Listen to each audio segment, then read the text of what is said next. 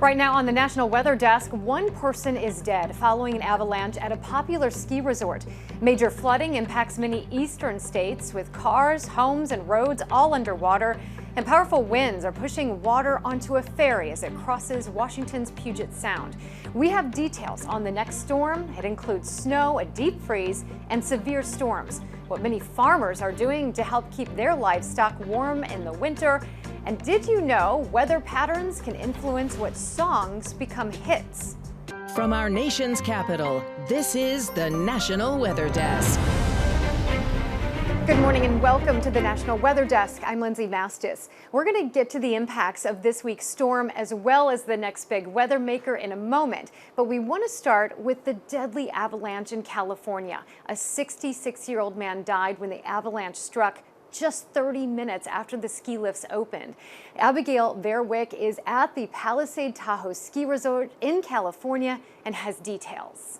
The slope where the avalanche occurred, KT22, was opening for the first time today. We have confirmed that there were 3 injuries and 1 man who was a guest here that was killed in the avalanche. When asked about opening the terrain on a day when considerable avalanche danger was forecasted, Palisade officials say that the conditions were not a concern. Palisades also adds that they have had ski patrol teams doing avalanche control assessments since Sunday. So for the past few days, they've been up there doing control work, evaluating weather conditions, setting up all the safety markings, hazard markings, etc., to get it prepared for today's opening.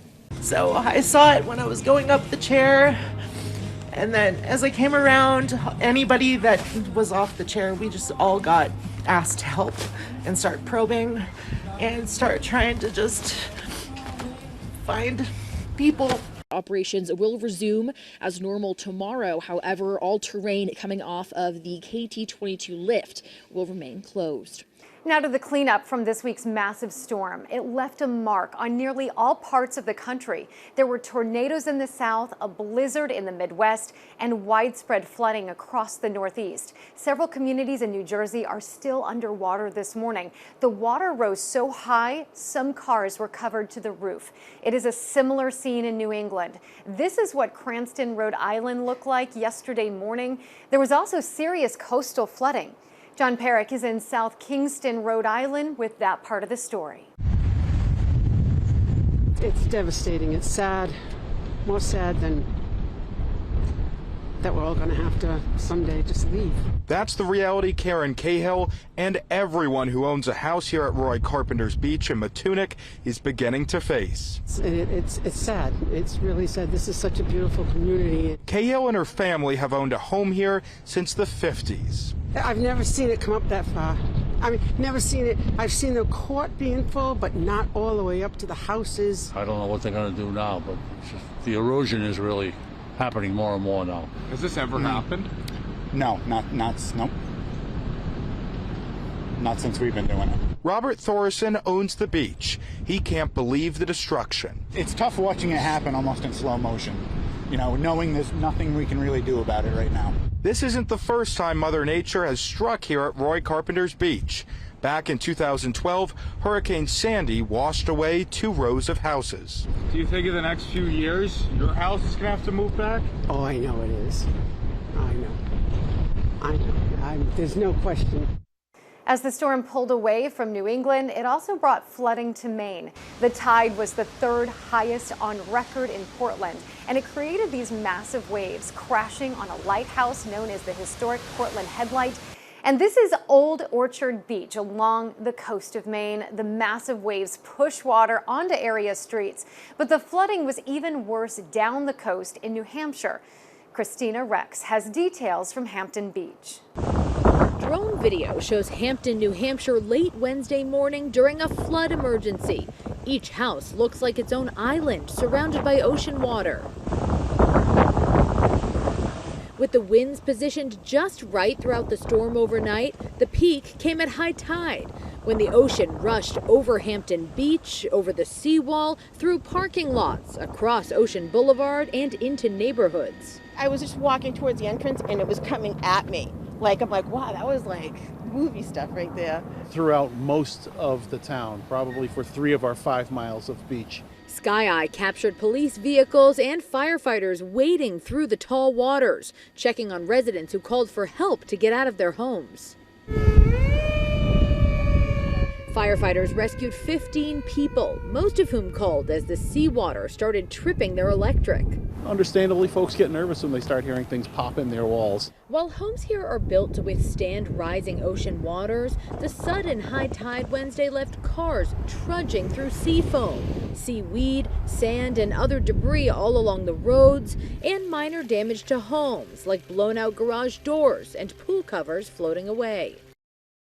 Several southern communities are cleaning up after tornadoes touched down during the storm. In Panama City, Florida, people are comparing this storm to Hurricane Michael in 2018. Homes were ripped from their foundations and debris is everywhere. Cleanup is also underway in South Carolina, where an EF2 tornado struck.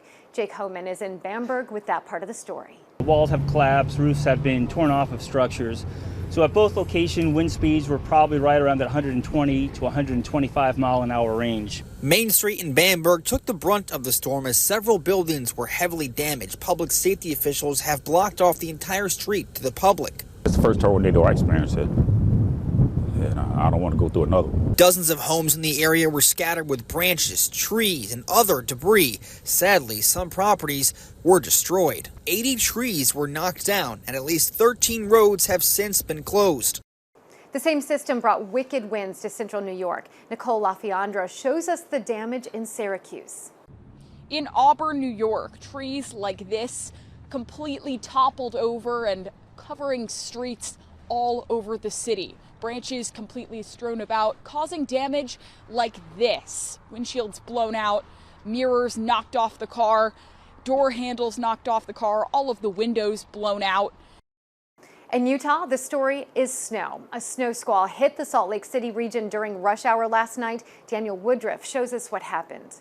For the second time in just 2 days, a snow squall has hit parts of Utah, the area known as the Wasatch Front. You can see right here, it is an absolute whiteout, snow coming down ferociously. Behind me, you can look, traffic on Interstate 15 has just been brought to an almost crawl as people are dealing with heavily accumulating snow and low visibility. We were in it, we experienced it for ourselves. The snow is really piling up fast. This is a major system, but after a really dry start to the winter here in Utah, even though it's hard for drivers and for me to even see the camera, this is a welcome dumping of precipitation in an area where we definitely need it. I'm Daniel Woodruff in Lehi, Utah.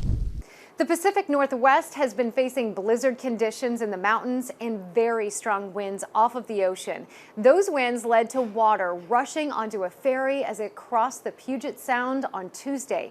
Lynn Ann Wynn has the video. You can see in the video shot by an employee the large waves just crashing onto the ferry towards employee cars that were on board. The water appearing to mainly stay on the lower deck. A spokesperson for Washington State Ferries tells me this happened while the crew was moving the Issaquah from Eagle Harbor on Bainbridge Island to Anacortes. During that trip, the crew encountered severe weather near the Straits of Juan de Fuca, which is an area they only travel when they're moving ferries without passengers. We're told the damage to the vessel is thankfully minor.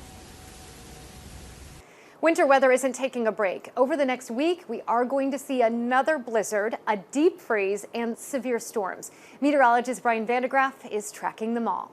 Well, as we head through the day, severe risk down in the deep south, Texarkana to Little Rock. They're under an enhanced risk. I think it's late tonight, but some strong storms could push through the deep south. Then that threat moving to the southeast, Atlanta, Macon, Charleston, Wilmington, Raleigh. That is for your Friday. But on the other side of that system, we're talking about some snow and blizzard-like conditions as this big low runs through the nation's midsection from Chicago to Detroit to Indianapolis. They're talking about some big-time snows. Behind that system, then it's all about the cold. In fact, look at this outlook from the Climate Prediction Center. A good chunk of the nation's midsection all the way through the east, all below average as we head in the next 6 to 10 days. Only a small sliver of the country, southwest, warmer than it should be. And coming up on the National Weather Desk, we're going to look at what farmers do to keep their livestock warm during the cold winter months. And we'll find out how the weather can impact your taste in music.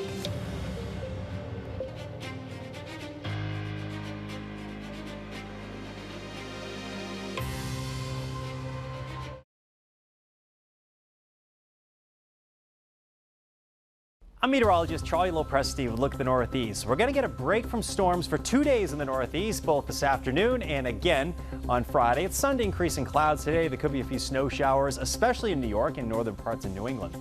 Let's take you into Friday. Notice a lot of sunshine in the Northeast. Temps will be in the 30s and 40s. The next storm on deck moves in late Friday night to Saturday. It will bring with it some snow over northern parts of the area. Rain, wind, and coastal flooding looks likely. Hey everyone, I'm Wyatt Everett. Let's get a check of your forecast through this Thursday. Some nice clear weather on tap with lots of sunshine. Overall, a good chance to continue to dry out from that big rainstorm earlier this week. Overall, we'll keep the clear weather going around through Friday morning. However, we do have some active weather due in late day Friday into Friday night, more rain. So as we look at the temperature side of things are going to be running cold this morning, but then ultimately warming up close to 50 degrees later this afternoon. Enjoy it while we have it.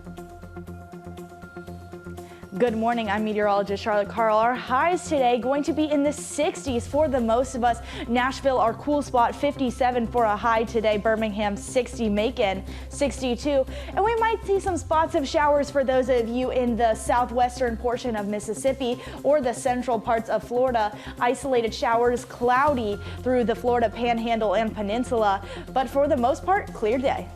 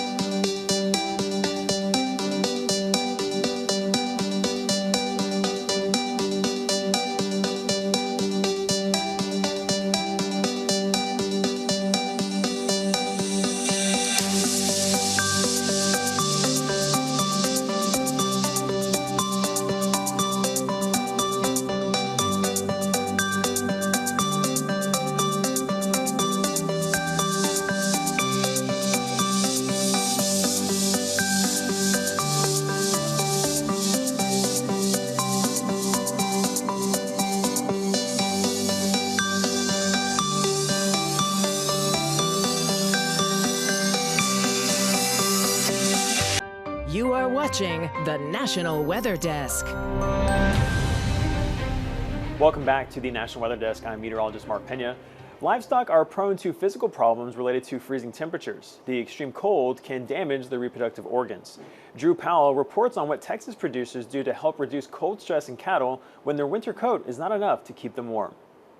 Long episodes of extremely cold weather in our part of the world we're just simply not used to. It's the blowing wind that lowers the chill factor. But another problem ag producers and farmers say is that when the temperature swings in excess of 40 to 50 degrees, that has an impact, especially on younger cattle. It's hard on these young cattle to keep them healthy because the weather is changing so much on them. Extreme cold weather can be harsh on cattle. Their consumption rate increases due to the low temperatures, so producers have to provide more food for cattle to try and help them stay warm.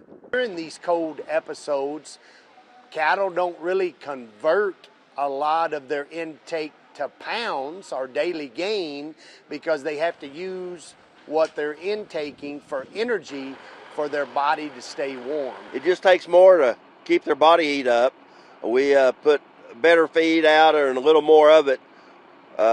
Start the day before we the storm hits, and try to keep their nutrient value up as high as we can. And during the winter months, ag producers and farmers have to deal with the extremes from Mother Nature. They say all you can do is just deal with it the best you can. In Green Bay, recent winter weather has created hazards on roads and delayed travel. But for some people, it's been a chance to get outdoors and take advantage of what the situation has to offer. Eric Peterson explains. Winter Storm Avery caused many classes to cancel around the area, including Kaukauna. Some youngsters, including Dominic DiPiazza, decided to take to the slopes. When you guys heard there was no school, what were you thinking? I was really happy. And when I came home, my brother in the car said, like, hey, we should go snowboarding. Why not? DiPiazza says he got a new snowboard for Christmas and tried out the conditions at Greeno Hill Tuesday morning. Are you scared at all? A little bit. It's a big hill. Yeah. A few blocks away, about a dozen people took to the sledding hills at White City Park. It's good to get out and breathe some fresh air and get away from the electronics for a little bit and enjoy the snow. Jesse Specht says conditions here are pretty good. It's nice packy snow, so you can throw snowballs and go sledding. They got pretty far down the hill too. We were missing the snow a little bit actually. I'm kind of loving it. It's nice. It's the first time people here have been able to really take to the hills. Kaukauna Mayor Tony Pinterman says he hopes this is just the beginning. It'll be nice for the kids to get out and enjoy themselves, get some exercise. Hopefully we can get our ice rinks up and running too if we get some cold weather next week and get our ice rinks going. In the meantime, Dominic DiPiazza says he'll stick to these hills. Why do you guys like to sled? You get to go fast and it's fun. 8-foot waves known as king tides are expected on the coast of California again this week. Sophia Lesios spoke to the National Weather Service, who says even if the ocean looks calm, it can still be dangerous. Rogue waves may be returning along the California coast. These higher tides can bring run up further along the beaches that can catch people off guard. Over New Year's Eve weekend, a woman from Georgia was killed while visiting Pismo Beach with her family. The San Luis Obispo County Sheriff's Office says she and her 2 children were knocked down when a massive wave came up while they were taking pictures. Family members rescued the 2 children, but could not save the mother. 16-foot waves were seen along the California coast because of king tides. Are we expecting it to be as bad as it was last time? We're not expecting the tides to be as bad as they were what we saw around December 28th, December 30th timeframe. And that's because we're not seeing as strong of a swell coming in. Even though Sarah McCorkle, a meteorologist from the National Weather Service, says waves aren't expected to be as massive. Still, be cautious. We get a lot of tide poolers during low tide. So tide poolers should also be careful for, waves that may sneak up. NWS is expecting coastal flooding to impact roadways, underpasses, beach trails, and sidewalks. Even though the ocean may look inviting, sometimes that can be a trick. The ocean can still look calm, but the tides will still come in and out. Yeah, we can still expect the anomalous tides, even if the waves in the ocean looks fairly calm. So those hazards are still definitely there. A study from the University of Oxford suggests weather patterns can influence what songs become hits. Emily Gracie spoke to the lead researcher to learn more about how different types of weather shape our musical tastes. Main question is really to see whether some features of this music, like acoustic features, like timbre and instrumentation, but also the features about the rhythm and the melodies, whether when they change, some of these changes can be explained by changes in these weather conditions. And what we do here is that we use machine learning techniques to extract these audio features from the music, and we just look at whether changes in these features might be explained by also changes in weather. Can you tell me what you were able to find from this study? Songs that have features that we perceive as energetic and danceable, and also features that we perceive as evoking positive emotions like happiness, are positively associated with warm and sunny weather. At the same time, negatively associated with rainy and cold months. Okay, so we don't want to listen to happy sunny songs when it's miserable outside. This is one of the findings, but perhaps something that is also interesting within this finding is that not all features of music seem to be related with weather. So while we see like danceable and positive and energetic music is associated with good weather, in contrast, we did not find any association of sad music with bad weather. Oh, okay. Any like little anecdotal things that you noticed as you were looking at all this data of a particular song that maybe you remember from childhood? Of course, Despacito by Luis Fonsi is like a clear case. In Spain, where I'm from, this was like huge, and this shows in this data set as well very strongly. But other songs like Happy by Pharrell Williams or I Wanna Dance with Somebody by Whitney Houston, these are also like these songs that They are played always when the sun comes up. To hear more about how the music industry factors into this research, head over to YouTube to hear a longer version of this interview. Just search the National Weather Desk. And time now for a short break, but first we take in winter views from Montana.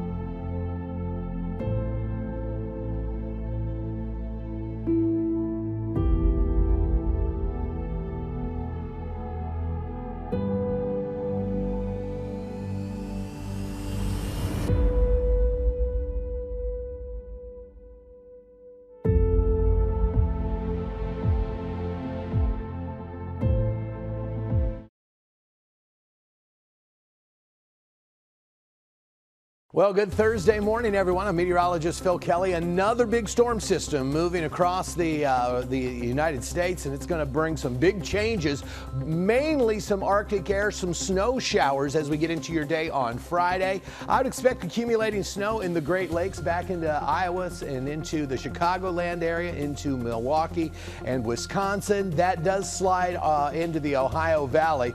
These temperatures heading into the weekend, into the single digits by Saturday. Good Thursday morning to you. Meteorologist Chris Suchant. Look at our forecast across the region today. We do have a cold front that'll be pushing into West Oklahoma and West Texas. Out ahead of it, you see the temperatures very mild. 60s and 70s will be pretty common. Thursday night into Friday morning, on the lookout for a few strong to severe storms developing as we work our way through midnight to daybreak on Friday. A couple of these storms could have wind gusts and some hail. Windy and much cooler as that system pulls away Friday. Well, hi there and good Thursday morning to everybody. I'm meteorologist Shannon O'Donnell. Here comes winter, mid-January, icy cold, only 18 today out of Jackson Hole. Temps in Seattle starting in the 40s, but we drop into the 30s late in the day in Puget Sound. That's because this modified Arctic air mass will be dropping across the Canadian border. A lot of snow possible for the mountains in Idaho and Montana later today. And that's the scene from here.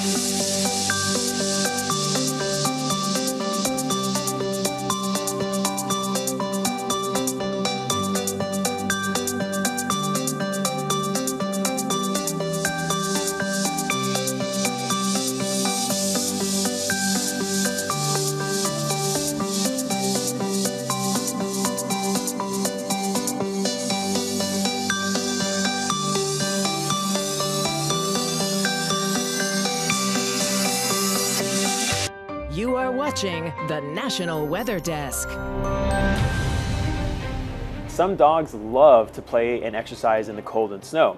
Others, not so much. As veterinarian Devin Smith explains, as long as you take the proper precautions, winter can still be a great time to get outdoors with your pooch.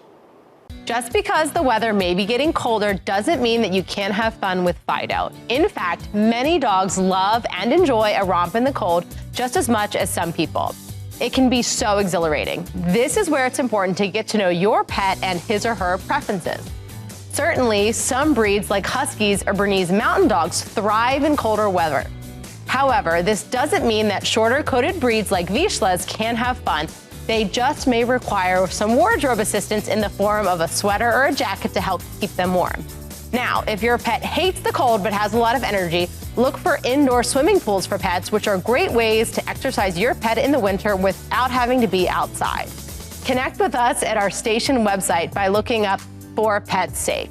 We'd love to see your favorite pet moments that you can share with our community. Go to our news app, click Explore, chime in and upload your pet-tastic photos. To see more content like this, be sure to check us out on social media. Just search the National Weather Desk on your favorite social media platform. We'll be right back.